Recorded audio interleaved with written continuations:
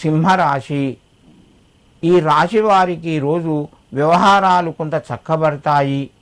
రుణ ఒత్తిడి తగ్గుతూ ఉంటుంది. కొత్త ప్రయత్నాలు ముందుకు వస్తాయి, కొనసాగుతాయి.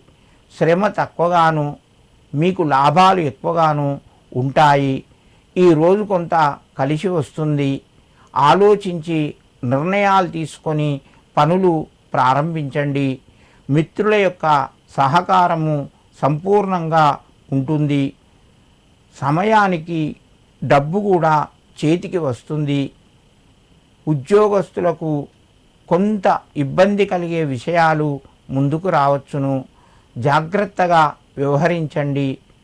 ఆరోగ్యపరంగా అనుకూలంగా ఉన్నది.